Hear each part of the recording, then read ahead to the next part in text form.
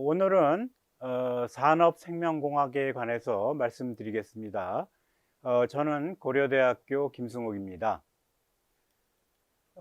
우선 현 시대에 그 많은 기술들에 집중을 하고 있습니다. 그러한 기술들이 이제 어떠한 것들이냐면, 여러분들 뭐 잘 알다시피 그 IT, NT, ET, ST, CT라고 얘기를 하죠. 그래서 IT는 정보통신 분야, NT는 나노 분야, 그 다음에 ET, 에너지하고 환경공학 분야, ST는 우주항공 분야, CT는 문화관광 콘텐츠 분야입니다. 그 중에 우리가 저 가운데 보면 바이오테크놀로지 해가지고서 이제 생명공학 분야가 있죠. 그래서 미래에 우리 생명공학 분야가 그 다른 분야와 현재도 뭐 많이 융합을 하고 있지만, 미래에는 이제 좀 더 세부적으로 융합되고 될 수가 있습니다. 그 다음을 보시면 그러면 생명공학 분야가 여러 가지 분야가 있습니다. 그래서 보면 저기 보면은 이제 색깔, 여러 가지 색깔로 나타내지요. 그래서 그 아주 뭐 재미있는 그러한 그 분야들이죠. 그 중에 네 가지 분야가 가장 중요합니다. 그래서 실질적으로 전 세계에서 가장 많이 집중하고 있는 분야가 되겠습니다. 그래서 여기 보시면 레드 바이오텍, 우리가 그 레드 하면 피를 연상하게 되죠. 그래서 의학 생명공학 기술, 그 다음에 그린 바이오텍, 이것은 이제 뭐 여기 여러분들 밖에 나가면 식물들이 많죠.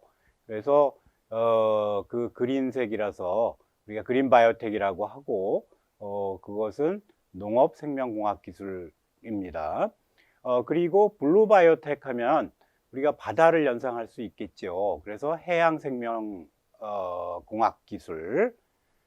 그리고 마지막으로 화이트 바이오텍, 이것은 이제 산업생명공학 기술입니다. 왜 화이트라고 하느냐, 우리 기존에는 화학산업에서 석유를 이용을 했지요. 뭐 지금도 많이 이용하고 있지만, 그래서 석유는 검었죠. 검고 색깔이 검해서 실제로 이제 석유에서 탈피를 해서 우리가 이제 뭐 바이오매스를 이용한다든지 하는 의미에서 화이트 바이오텍이라고 합니다. 뭐 또 다른 그 의견으로는, 우리가 전에는 공장에서 검은 연기가 났지만 지금은 이제 뭐 하얀 연기가 난다, 또는 산업생명공학 기술에서 생산하는 물질들이 거의 색깔이 하얗습니다. 그래서 우리가 화이트 바이오텍이라고 합니다. 그래서 기본적으로 산업생명공학이란 무엇인가, 아주 간단하게 정의를 내리면, 미생물, 기본적으로는 미생물이지만 지금은 이제 동식물 세포를 다 이용을 하지요. 또는 그러한 미생물이나 동식물 세포에서 생산된 효소를 이용해서 생명공학 제품을 만드는 것입니다. 그래서 크게 두 가지로 나눌 수 있죠. 하나는 발효공정이고 또 하나는 효소공정입니다. 그러면 생명공학 기술이 뭐 그냥 발전한 것이냐? 그렇지는 않습니다. 실제로 이 화면에서 보여주는 것은 우리나라 산업 발전의 역사를 보여주고 있습니다. 그래서 이 산업 발전에 따라서 여러 가지 기술들이 축적이 됐고, 그 축적된 기술을 기반으로 해서 궁극적으로 이제 생명공학 기술이 발전하게 됐죠. 그래서 초기에는 이제 섬유소부터 시작해서 철강, 석유화학, 그리고 조선 자동차 가전, 그다음에 반도체, 인터넷, 그 다음에 이제 생명공학 기술이 발전하기 시작했고, 그 다음에 이제 융합 기술이 이제 활성화되기 시작했습니다. 그래서 실제로는 1980년대부터 이 생명공학 기술에 많은 연구비를 투자를 했죠. 그것이 지금 이제 결실을 보고 있는 것입니다. 그러면 이러한 생명공학 기술이 발전하기 위해서는 어떠한 것이 필요하냐? 결국은 산학연관의 긴밀한 협력 관계가 굉장히 중요합니다. 그래서 여기 보시다시피 우리 가운데 보면 정부 관련 부처 굉장히 중요하죠. 어떤 방향을 갖다가 설정을 해줄 필요도 있고 또 많은 후원을 해줄 필요가 있겠죠. 그 다음에 이제 대학은 이제 기초기술을 제공을 하고, 제일 중요한 거는 결국은 교육을 시켜서 인적 자원을 제공을 하는 것입니다. 우리나라 발전에 있어서 이것은 제일 중요한 것입니다. 앞으로도 굉장히 중요할 겁니다. 그리고 연구소가 있죠. 연구소는 이제 원천 기술을 개발을 하는 곳이고, 실제로 그것을 산업화할 수 있는 그러한 기술을 개발하는 것입니다. 그 다음에 이제 기업체는 그러한 기초기술, 원천기술을 통합해서 산업화를 하는데 굉장히 중요한 일을 하고 있죠. 결국은 기업체는 그러한 국부를 창출해서 우리나라 경제를 활성화하는데 굉장히 중요한 것입니다. 그래서 궁극적으로 이러한 산학연관의 긴밀한 협력관계가 예로부터 시작을 했지만 앞으로도 제일 중요한 것이라고 생각을 합니다. 그 다음에 우리가 그러면은 이제 항상 뭐 사이언스 하는데 여기 보면은 맨 밑에 보면은 과학. 이 과학은 인문과학이 우리가 일반적으로 인문과학, 또 자연과학, 사회과학, 여러 가지 과학이 있지만 뭐 우리가 이제 일반적으로 생각하는 건 자연과학이지만 사실은 인문과학, 사회과학도 굉장히 중요하죠. 그래서 이런 사이언스라는 것은 기본적인 메커니즘을 밝혀내고, 또 그것을 잘 이용하는 것이 결국은 그 위에 보면은 엔지니어링, 공학입니다. 그래서 이 과학과 공학이 발전함에 따라서 그 위에 보시면 테크놀로지, 기술이 발전할 수 있는 것입니다. 그러면 그 가운데 공학은 실제로 그러한 기술을 창조하는데 굉장히 중요한 역할을 하고 있지요. 그렇다고 또 공학이 사이언스, 과학을 모르면 아무것도 이루어질 수가 없습니다. 그래서 이 과학과 공학에 의해서 기술이 발전하고, 또 그 기술이 산업체에 이전이 되면서 그 산업을 발전시킬 수 있습니다. 그래서 그 기술이 산업으로 가는 것은 결국은 특허가 굉장히 중요하겠죠. 그래서 그런 특허를 기반으로 해서 기술 이전하는 것이 굉장히 중요하고요. 그래서 그것이 바로 이제 경제를 활성화하는 것이고, 그 경제는 다시 과학공학에 또 투자를 하는 것이고, 이렇게 선순환이 되어야 합니다. 그리고 우리가 생물 쪽을 보면 그 옆에 생명과학, 생물공정공학, 생명공학 기술, 바이오산업, 다 똑같이 이러한 형태로 발전을 할 수가 있는 것입니다. 요것은 이제 간단하게 이제 그 바이오 산업의 역사를 보여주는데, 여기서 우리가 제일 중요한 것은 그러면 바이오 산업 발전에 연관된 것들이 무엇이냐? 사실은 거기 가운데 보시면 페니실린 생산이 있습니다. 그래서 사실은 페니실린을 발견하고 또 그것을 생산해서 2차 세계대전 때 사용을 하게 됐지요. 그래서 그 플레밍이라는 사람이 아주 그 유명한 사람이죠. 그래서 사실은 저거는 의학생명공학에 속하는 것이긴 하지만 아주 그 중요한 의미를 가지고 있습니다. 그리고 그 옆에 보시면 저쪽에 그 유전자 재조합 기술이 이제 나오기 시작했죠.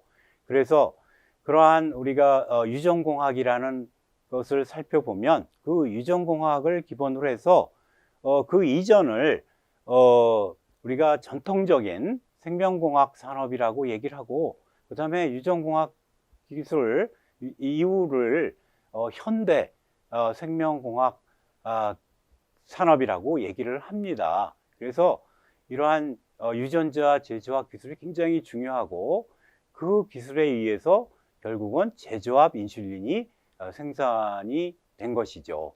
자, 그래서 현재는 여러분들 이 코로나 백신 또 코로나 바이러스 치료제 이러한 것에 상당히 관심을 많이 갖고 있죠. 그래서 그것이 기본이 되는 것은 현재 그 바이오 의약품을 생산할 수 있는 기술이 많이 발전했다는 것을 알고 있어야 합니다. 자, 다음에 보시면 그래서 그걸 좀 더 세부적으로 보면 그 가운데 유전자 제조학 기술이 있죠. 거기 보면 유전공학 바탕으로 하고 그 다음에 세포 배양 또는 바이오리액터라는 것은 생물 반응기입니다. 우리가 살아있는 생체를 이용을 하고 또는 살아있는 생체에서 생산하는 효소를 이용을 해서 결국은 생물 반응기에서 어떤 물질을 생산을 하거나 또 물질을 전환을 하게 됩니다. 그래서 이제 그러한 것들이 굉장히 중요하고 그 다음에 이제 우리가 이것이 더 발전해 가지고서 바이오 의약품 이런 것들을 많이 생산하게 되죠. 그래서 최근에 뭐 이제 암이나 치매나 바이러스 감염, 자가 면역 질환 뭐 이런 것들은 의학 쪽이긴 하지만 그쪽이 많이 발전을 했고 그 다음에 이러한 바이오 산업에 있어서 여러 가지 물질을 생산하는 생산 공정 또 우리가 화학이나 환경이나 또는 우리 지금 얘기하는 산업 생명공학 분야가 아주 많이 발전을 하게 됐습니다. 그래 바이오 산업의 범위는 상당히 광범위합니다. 저 위에서부터 보시면 의학, 농업, 환경, 산업, 해양 뭐 이런 식으로 쭉 분류를 할 수 있지만 여기 보시면은 산업 관련 있죠. 거기 보면은 뭐 효소, 생분해성 물질, 대체 에너지, 그렇죠? 그 다음에 뭐 미생물 침투 해가지고 여러 가지가 있지만 사실은 우리가 산업 생명공학 하면 이런 산업뿐만 아니라 산업 관련뿐만 아니라 환경 또는 화학 이런 것이 다 포함이 되게 됩니다. 그러면 우리가 우선 이 기본적인 생물체를 이용을 한다 그랬습니다. 그럼 생물 자원이 있어야 합니다. 그래서 생물 자원은 어떠한 종류가 있냐 하면 제일 기본적으로 미생물 자원이 있고요. 그래서 미생물 자원은 뭐 세균, 진균, 뭐 바이러스, 미세조류, 뭐 버섯 등등 해서 굉장히 많죠. 그리고 뭐 식물 자원, 그다음에 동물 자원, 그다음에 인체 유래 자원, 또 정보, 미생물, 식물, 동물에 대한 정보 자체도 자원이 될 수가 있겠죠. 그래서 이러한 자원들을 이용해서 우리가 공정 개발을 통해서 산업화하는 것이 굉장히 중요하겠죠. 여기 보시면 금방 그 말씀드렸듯이 굉장히 많은 생물 자원이 있습니다. 그래서 제가 이 화면을 보여드리는 이유는 그 다양성이 굉장히 중요합니다. 그 한 국가의 그런 생물 자원에 다양성이 있어야지만 굉장히 많은 그러한 분야에 응용을 할 수가 있습니다. 그래서 이것은 거기 보시면은 윤재철 시인의 인디오의 감자라는 그런 시죠.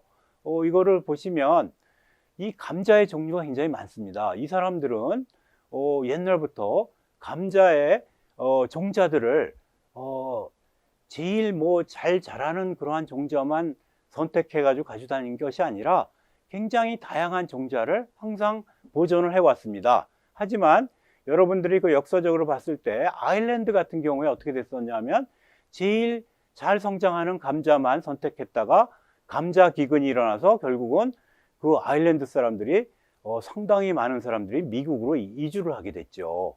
참 그러한 면에서 보면 이런 생물 자원의 다양성이 굉장히 중요한 것을 알 수가 있겠습니다. 그리고 이것은 뭐냐면 굉장히 극한 환경을 보여주죠. 바닷속 깊은 곳이나 또 화산처럼 굉장히 여기 지금 분화구를 보여주지만 굉장히 높은 온도죠. 이러한 데서도 자라는 그러한 미생물들이 있습니다. 그래서 그러한 미생물들의 유전자를 이용해서 우리가 또 미래의 생물 산업을 발전시킬 수 있는 것이죠.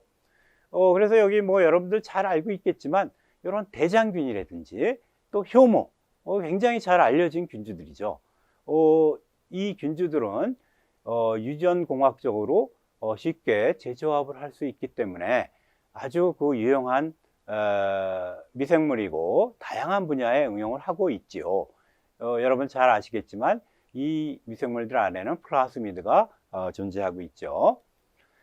그래서 뭐 한 예를 들면 효모 같은 경우에는 우리가 뭐 술이나 빵만 만드는 것으로 이렇게 생각을 할 수도 있겠지만 사실은 동물 사료라든지 또 에탄올이라든지 의약품이라든지 기능성 식품이라든지 굉장히 다양한 그러한 제품을 생산하고 있습니다. 그리고 아까 말씀드렸듯이 굉장히 극한 환경에서 자라는 그러한 미생물들, 그걸 갖다가 우리가 고세균이라고 합니다.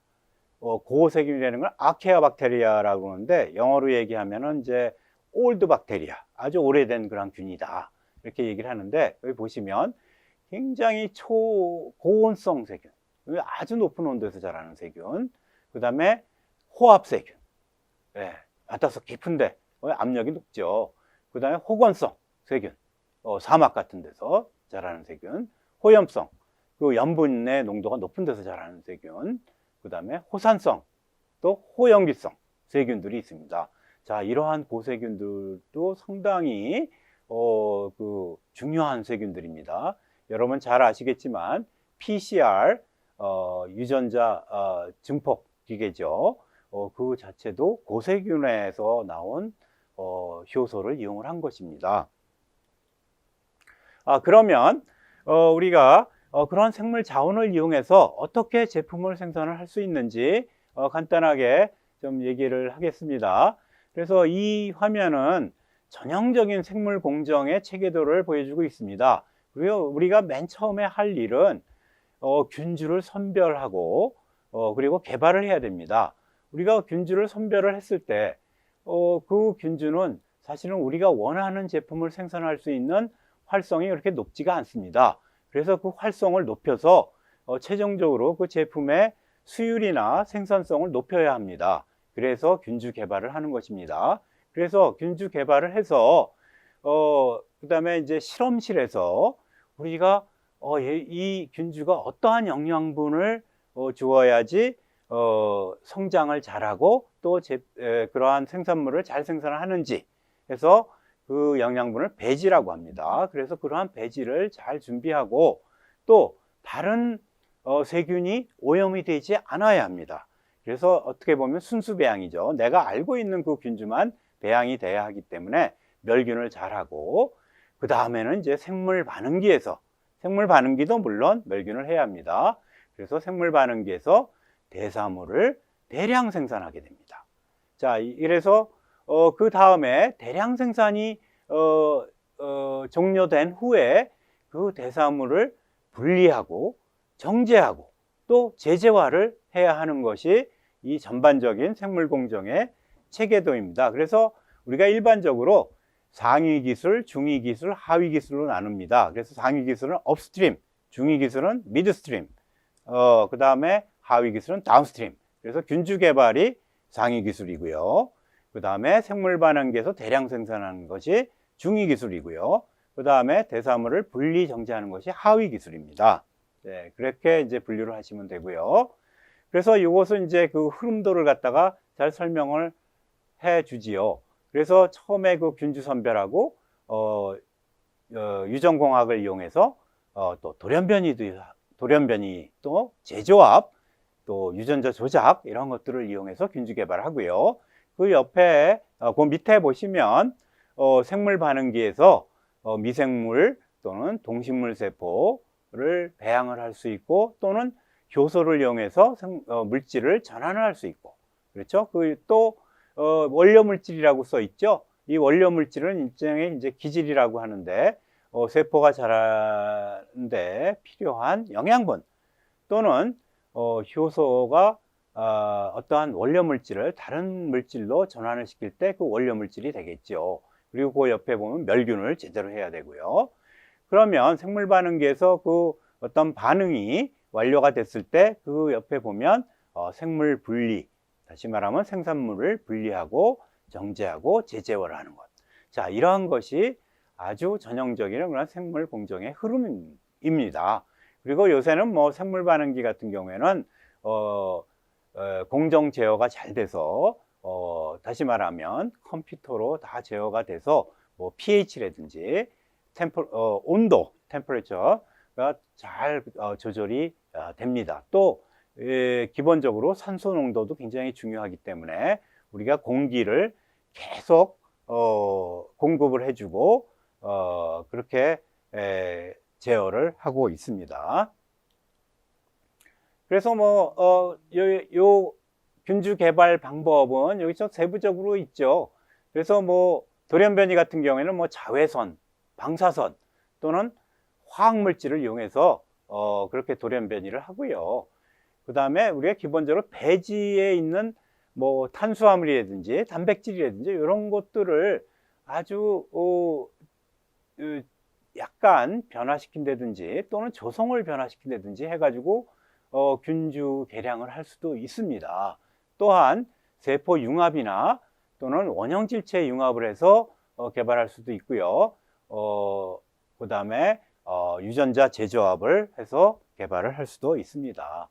그 다음에 이제 그 생물 반응기에서 대량 생산하는 것은 여기 보시면 영양분 얘기가 나오죠. 그래서 멸균을 잘하고 그 개발된 균주를 순수 배양을 해야 하고요. 그 다음에 적합한 생물 반응기를 설계하고 운전하는 것, 이런 것이 되겠습니다. 그래서 생물 반응기 여기 종류 보시면 종류가 여러 가지 많습니다. 이렇게 컬럼처럼 돼 가지고 층전층 생물 반응기, 그 어떤 그 세포를 어떤 담체에다가 붙이거나 또는 가두어 가지고 충전을 할 수가 있습니다. 그래서 이제 물질을 전환시키는 경우에 있겠고, 그 다음에 막생물 반응기는 막입니다. 그럼 그 말 그대로 멤브레인이라고 그러죠. 저거는 이제 공중사막이라 그래 가지고 공중 가운데가 비어 있고요, 실처럼 돼 있다 그래 가지고 그 실들의 어떤 뭉치 같은 것들이 쭉 그 안에 모듈 안에 위치되어 있습니다. 그러한 막생물 반응기도 이용할 수 있고요. 그 다음에 뭐 제일 유명한 교반식 생물 반응기 있죠. 그 교반식 생물 반응기 해서 안에 기계적인 교반이 될 수 있어서 내용물이 잘 혼합이 되고 또 산소도 잘 전달이 되게끔 해서 생산물의 수율하고 생산성을 높일 수 있습니다. 그 옆에는 이제 유동층 생물 반응기라고 해서 컬럼처럼 돼 있죠. 그래서 그 컬럼을 갖다가 얼마든지 우리가 설계를 할 수가 있고, 그 컬럼 안에 이제 영양분을 넣고 밑에 공기 분사기가 있어서 공기 분사기에 의해서 혼합이 되는 그러한 생물 반응기입니다. 그래서 굉장히 다양한 생물 반응기가 있죠. 자, 이것은 우리 생물 반응기, 특히 교반식 생물 반응기인데 조금 규모가 큰 생물 반응기죠. 일종의 우리가 결국은 나중에 어떤 물질을 생산할 때, 다시 말하면 산업화할 때 이 실험실에서 그 다음에 산업화 실험실에서 그 다음에 중간 규모로 갑니다. 그래서 중간 규모는 우리가 실증 규모라 그래 가지고 파일럿 스케일, 다시 말하면 규모가 훨씬 커지죠. 그런데 그것을 한 번에 산업화할 수 있는 게 아니라 지금 이러한 중간 단계를 거치고 그 다음에 이제 기업체에서 사용하는 그 산업화 규모, 다시 말하면 뭐 예를 들면은 뭐 10,000리터, 수만 리터까지 그 커다란 생물 반응기를 이용을 하게 됩니다.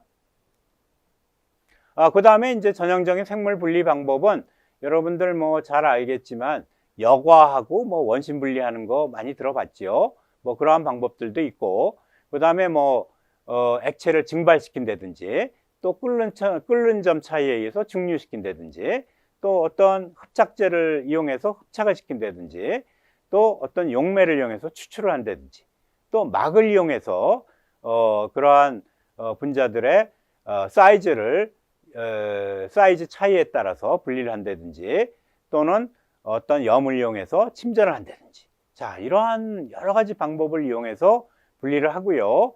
실제로 순수도가 거의 100%에 이르게 하려면 우리가 크로마토그래피를 이용을 해야 됩니다. 크로마토그래피에도 여러 가지 방법이 있죠. 자, 그러한 방법을 이용을 해서 최종 생산물을 분리를 하고 제재화를 하게 됩니다. 예. 자, 그래서 그것이 이제 상위 기술, 중위 기술, 하위 기술에 관련된 것이고, 그리고 생산물을 대규모로 생산을 하려면 우리가 스케일업을 해야 됩니다. 저기 보시면 실험실 규모에서 산업 규모로 가야 되죠. 그렇죠? 많은 사람들이 혜택을 받아야 되니까 생산물을 많이 생산을 해야 됩니다. 그것을 스케일업이라고 하는데 그걸 대규모화라고 합니다.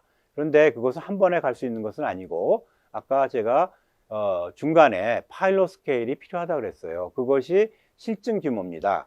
그래서 그러한 실증 규모를 거쳐서 별 문제점이 없는지 확인하고, 혹시 문제점이 있으면 다시 실험실 규모로 갔다가 그 다음에 다시 실증 규모, 또 실증 규모에 문제가 없으면 산업 규모로 다시 가고, 만약에 산업 규모에서 또 문제가 있으면 다시 실증 규모로 내려오고, 그래서 올라가는 걸 스케일 업이라고 그러고 내려오는 걸 스케일 다운이라고 이렇게 얘기를 하고 있습니다.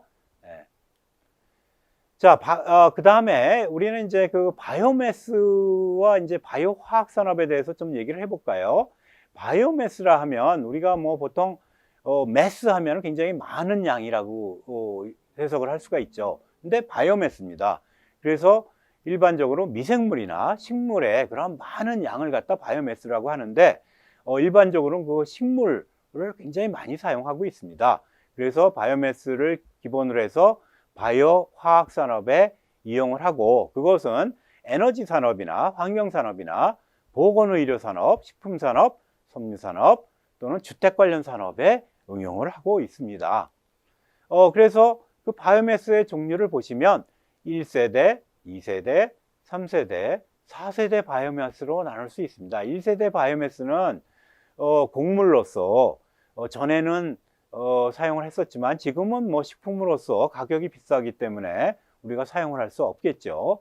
그래서 현재는 2세대 바이오매스, 또 3세대, 4세대 바이오매스를 사용하고 있습니다. 2세대 바이오매스는 주로 섬유 속의 바이오매스입니다. 그래서 나무 또는 농업 폐기물 등을 얘기를 하고 있고요. 그 다음에 3세대 바이오매스는 해양에 많이 분포하고 있는 미세조류, 또 거대조류, 이런 것들을 이용을 하고 있습니다. 그게 3세대 바이오매스입니다. 그 다음에 4세대 바이오매스는 다양한 유기성 폐기물을 의미하는데요. 우리가 여러 산업에서 다양한 유기성 폐기물이 많이 나옵니다. 그것을 응용을 할 수가 있습니다. 그래서 그러한 바이오매스를 이용을 해서 굉장히 다양한 과정을 거치죠. 그래서 저 맨 밑에 보시면 어떤 바이오물질, 또 바이오에너지, 그리고 바이오화학 분야에 상당히 다양한 생산물을 생산을 하고 있습니다. 그래서 간단하게 얘기하면 우리가 또 바이오 리파이너리라고 또 얘기를 합니다. 바이오 리파이너리. 리파이너리는 우리 석유를 이용해서 정제하는 그러한 분야죠. 그런데 앞에 바이오자를 붙이면 바이오 리파이너리 그래가지고서 바이오매스를 이용하는 것입니다. 그래서 바이오매스로부터 우리가 화학적 또는 물리적 전처리 또는 효소 전처리를 이용해서 당으로 만듭니다. 그 당으로부터 생화학 제품이나 또 바이오화학 제품이나 또 바이오 연료를 만들 수가 있는 것입니다. 특히 뭐 바이오 에너지 같은 경우에는 여러분들 잘 아시겠지만 바이오 디젤, 또 바이오 에탄올, 또 바이오 메탄, 또 바이오 수소, 이런 것들을 현재 생산을 하고 있습니다. 그래서 바이오 에탄올 같은 경우 특히 이제 제2세대 바이오매스로부터 생산을 하는데, 저기 보시면 섬유 속의 바이오매스로부터 전처리 과정, 당화 과정을 거쳐서 효모로 발효를 하죠. 그래서 그 발효 공정을 거쳐서 바이오에탄올을 생산을 하는데요. 우리가 발효하고 또 그 당화를 별도로 할 수도 있고 당화하고 발효를 동시에 할 수 있는 그러한 공정도 개발이 돼서 바이오에탄올을 효율적으로 생산을 할 수가 있습니다. 그 다음에 3세대 바이오매스 조류는 미세조류하고 거대조류로 나눌 수 있는데 종류가 수없이 많습니다. 여기는 이제 많이 사용하는 몇 개만 이렇게 분류를 해놨는데요. 미세조류에는 거기 뭐 두날리엘라, 클로렐라는 많이 들어봤죠. 그 다음에 스피룰리나 이런 것들이 되겠고 아주 뭐 굉장히 많습니다. 그 다음에 거대조류는 녹조류, 홍조류, 뭐 갈조류 등 여러분들 뭐 우뭇가사리, 미역 뭐 이런 것들을 뭐 연상을 하면 되겠습니다. 물론 미역은 우리가 식품이니까 사용을 못하지만 식품으로 사용하지 않는 그런 거대조류를 이용하면 되겠죠. 자, 그래서 그 3세대 바이오매스를 어떻게 운용을 하느냐 라는 그런 다이어그램이 있습니다. 그래서 실제로 조류를 배양을 하면서도 고부가 가치 물질이 생산이 됩니다. 그리고 항암제, 뭐 항균제, 기능성 식품을 그렇게 회수를 하고요.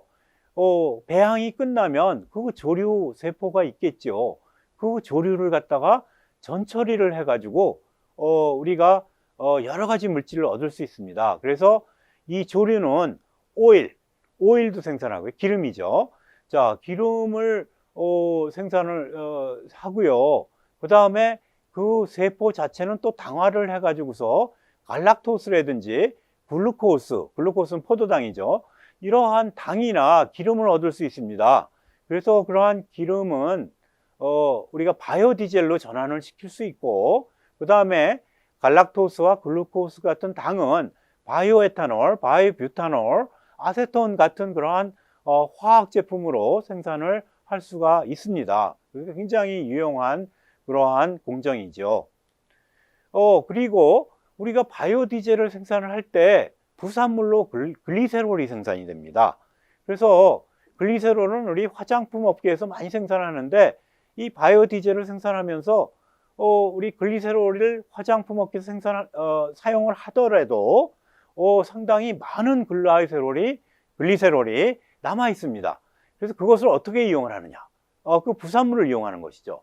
그래서 그 글리세롤로부터 바이오에너지, 또 거기 밑에 보시면 프로필렌 글라이콜이죠. 그 다음에 1,2 프로판디올, 1,2 프로판디올, 또 글리세롤 카보네이트, 이런 화학 제품을 생산을 해가지고 굉장히 다양한 물질들을 더 생산을 할 수가 있는 것입니다. 그러니까 굉장히 그 유용한 공정이라 할 수 있겠습니다. 그리고 4세대 바이오매스를 보시면 유기성 잔류물이죠. 이것도 한 예지만 우리가 유청이죠. 치즈 만들고 남은 그러한 물질들, 잔류물이라든지 뭐 우리가 또 웨이스트라고도 하지만 유청, 또 우리 여러분들 뭐 스타벅스나 뭐 카페 많이 가죠. 그 커피에 찌꺼기, 그 다음에 한약, 경동시장 같은 데 가면 한약 많이 팔죠. 한약 찌꺼기, 또 사탕수수에서 설탕을 추출하고 남은 그런 물질을 농축시켜서 만든 거 당밀.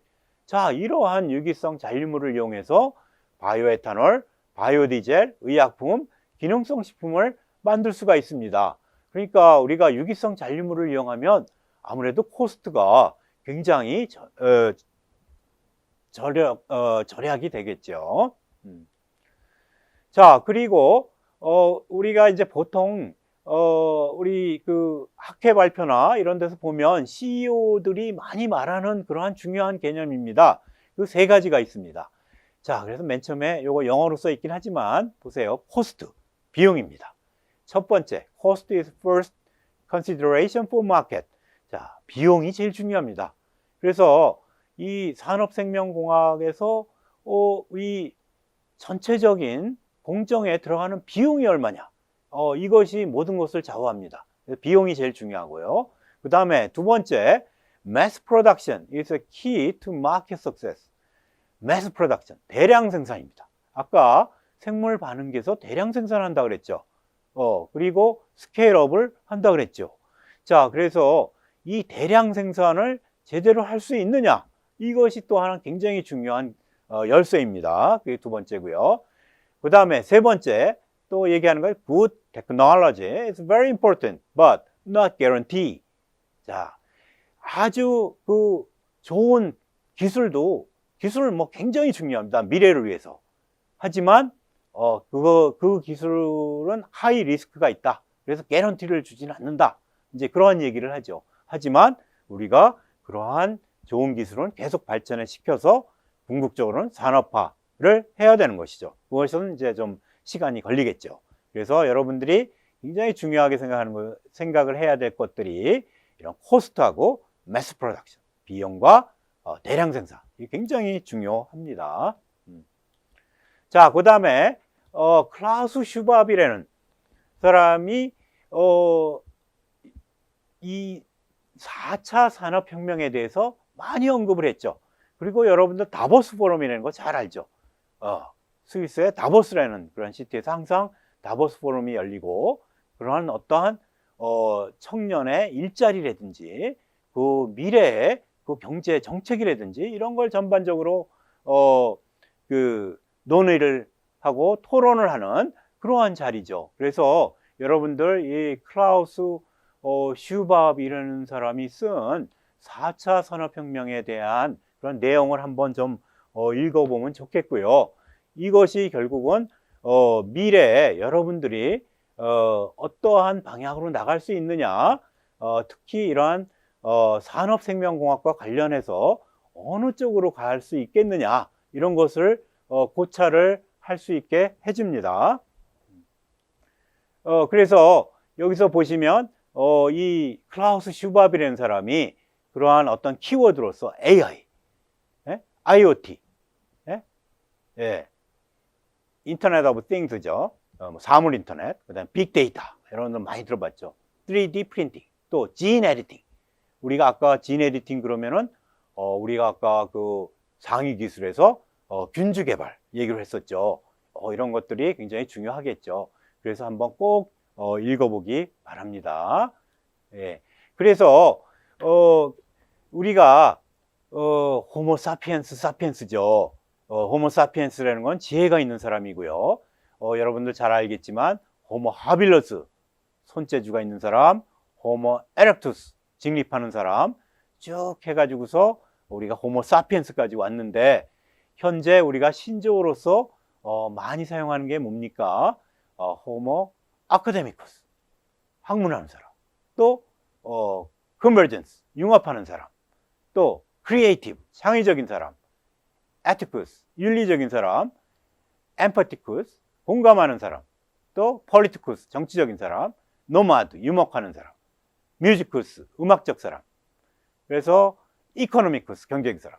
이 신조어들이 상당히 그 시대에 상당히 많은 그런 방향을 제시해 주고 있는 것입니다. 그래서 여러분들이 단순히 어떤 기술이나 산업에만 집중을 하면 안 되고요. 항상 이러한 여러 가지 시대를 반영하는 여러 가지 분야에 대해서 항상 관심을 갖고 고려를 하고 생각을 하고 또 여러 가지 방향을 제시해 주는 것을 잘 생각을 해야 할 것 같습니다. 자, 그래서 오늘 강의는 이것이 마지막 화면이고요. 이것으로 마치겠습니다. 감사합니다. 네, 한국생물공학회 주관으로 기획된 온라인 특강 우리 집에 놀러와 BT 전문가. 이번 시간에는 산업생물공학 분야의 전문가이신 고려대학교 김승욱 교수님 모시고 강연을 잘 들어보았습니다. 다양한 바이오 물질을 대량 생산하는 데 필수적인 생물 반응기, 그리고 생물 공정, 스케일업, 그리고 스케일 다운에 대한 개념을 학생들의 눈높이에서 정말 알기 쉽게 설명해 주신 강연이었습니다. 저도 이번 그 기회를 통해서 바이오매스 세대별 생물 공정 개념과 다양한 플랫폼 케미컬 응용에 대해서 한번 다시 정리해보는 유익한 시간이 되었습니다. 우선 오늘 강연해 주신 내용 중에 제가 개인적으로 궁금한 점이 몇 개 생겨서 교수님께 질문을 좀 드리고자 하는데요. 저도 이제 학교에서 생물공정공학이라는 과목을 강의할 때 그 학생들에게 많이 질문을 받던 내용 중에 하나입니다. 마치 그 엄마 가지와 아빠 가지와 같이 답이 없는 문제인 것 같은데요. 교수님께서는 앞서 설명해 주신 업, 미드, 다운스트림 프로세스 중에서 가장 중요한 프로세스는 무엇이라고 생각하시는지요? 예, 아까 강의에서 상위 기술, 중위 기술, 하위 기술, 그렇게 이제, 말씀을 드렸는데, 사실은 그 최종 생산물이 무엇이냐에 따라 달라질 수 있는데요. 일반적으로 생각할 때, 세 가지 중에 안 중요한 것이 없습니다. 다 중요하지요. 그래서 상위 기술에서 균주 개발. 그래서, 이 균주가 활성이 뛰어나지 않다. 그러면 경제성이 떨어집니다. 그래서 균주를 활성을 높이고 또 잘 보존을 하고 그다음에 안정하게 물질을 생산할 수 있다는 그런 확신이 있어야지만 그 공정이 살아날 수가 있고요.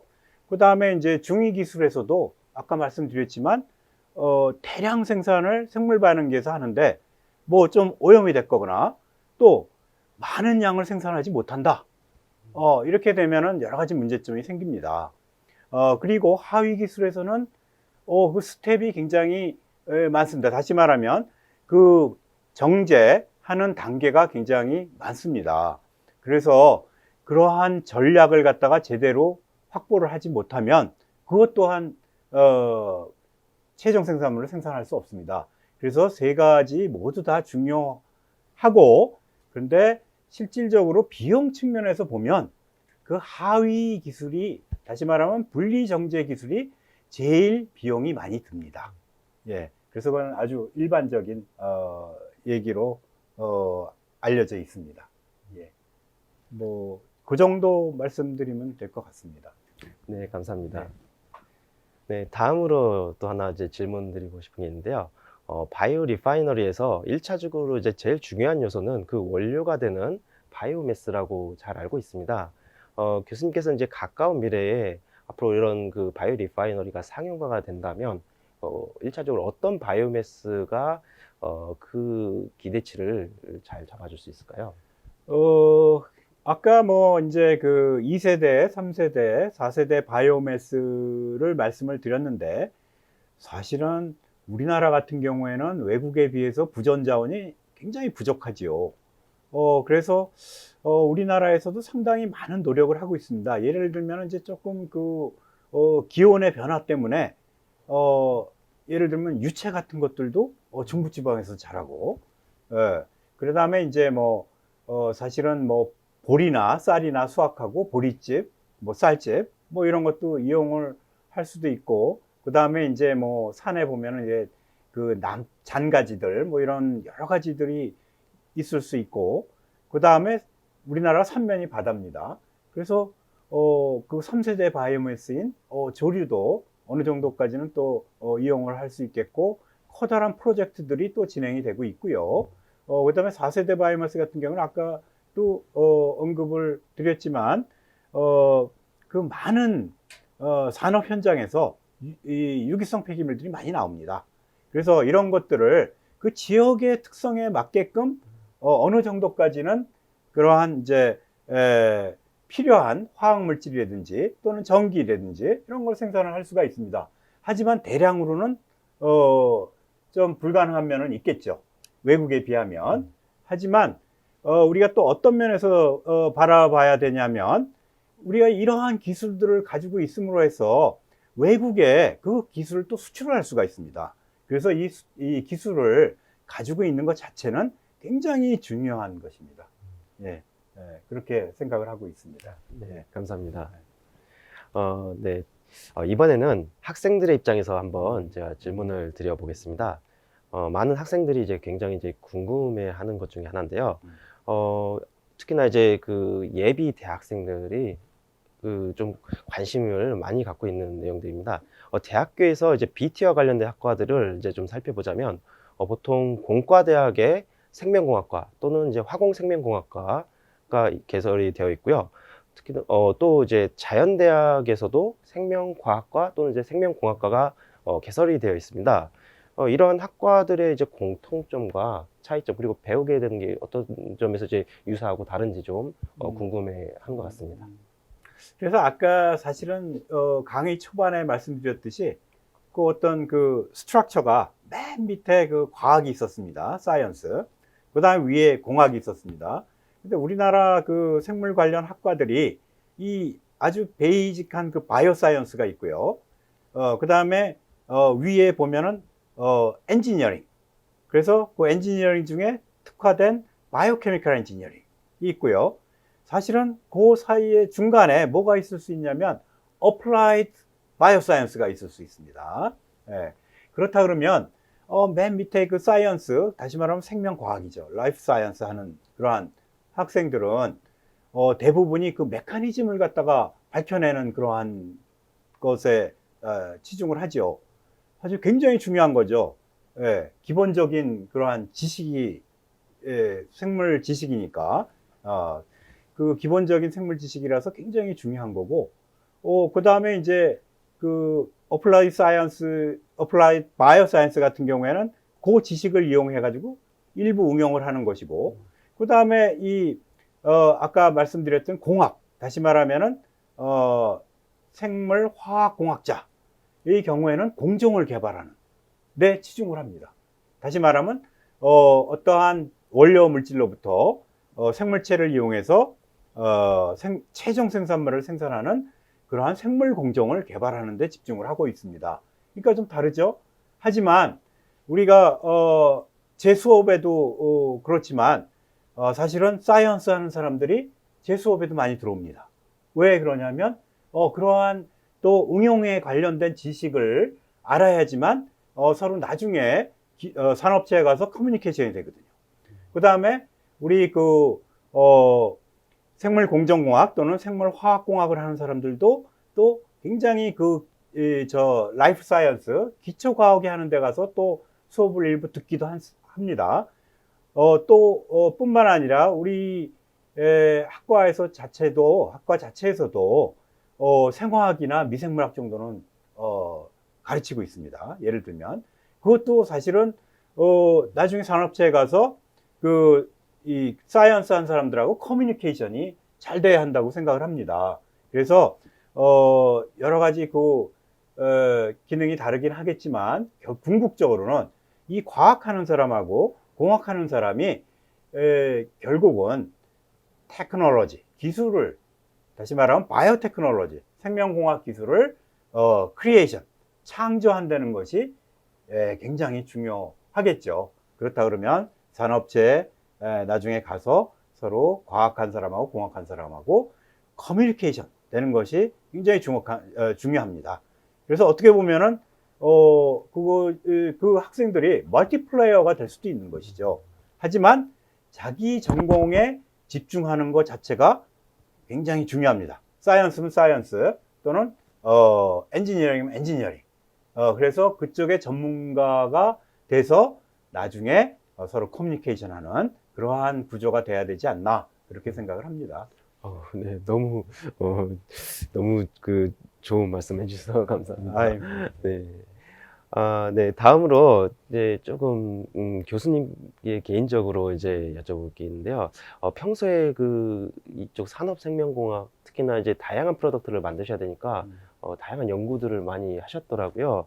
그래서 이런 연구들을 하시는데 보통 기발한 아이디어들을 평소에 어디서 얻으시는지 좀 알려주시겠습니까?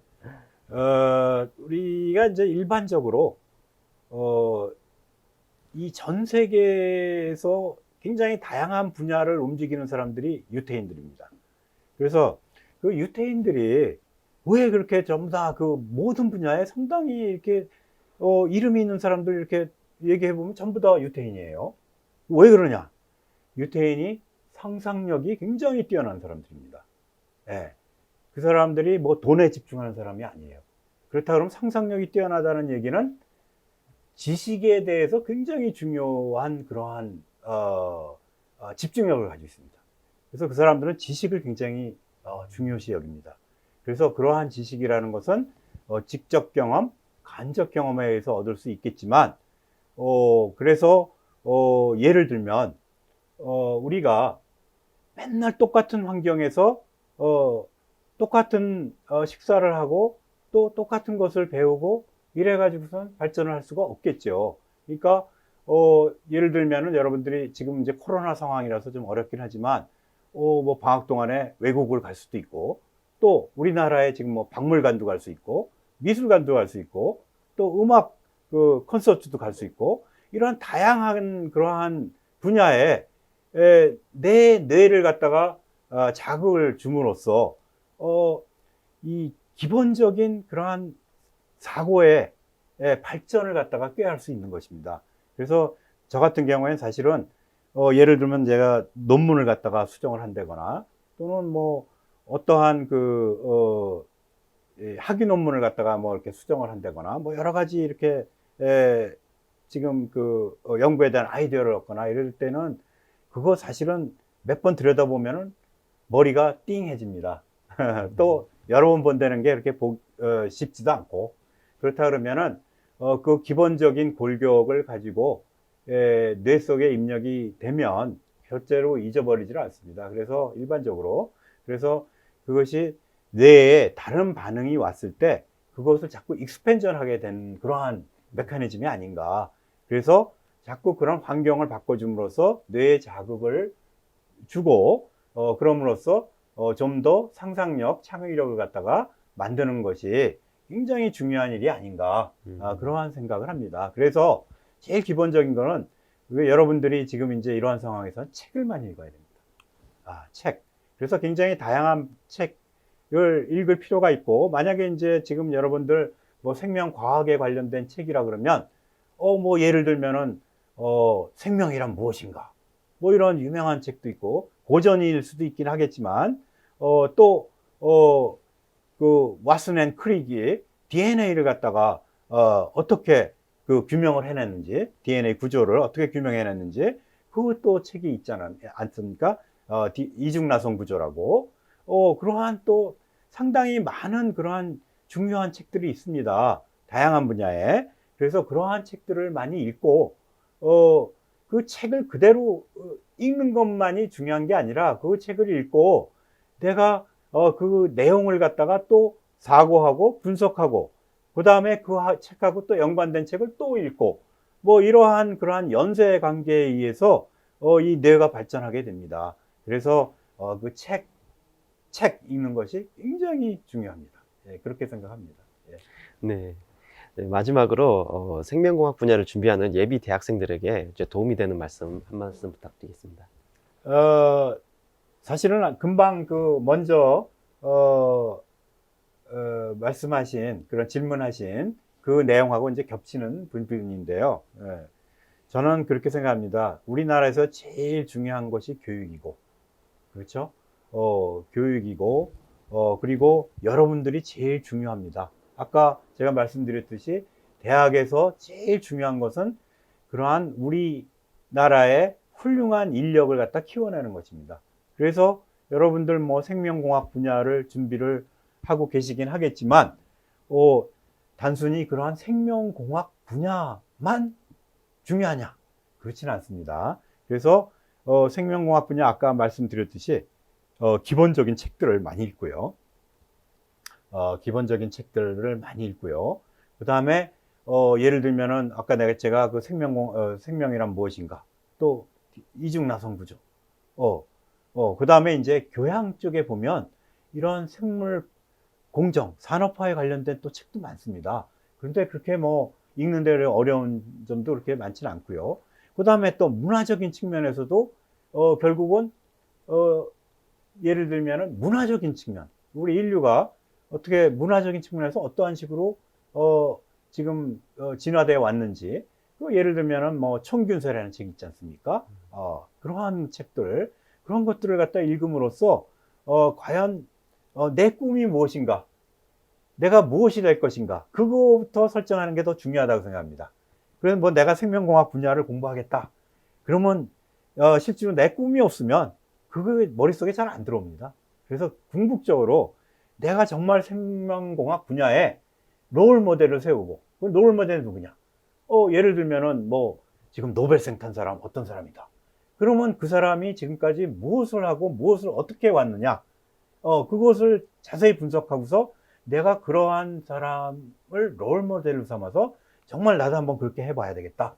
그러한 꿈을 갖고 그 다음에 이제 이러한 뭐 생명공학 분야든 또 다른 분야든 이것을 아주 그 체계적으로 분석을 해야 되는 겁니다. 그래서 제일 중요한 거는 내 꿈을 설정을 했을 때 호기심이 나타납니다.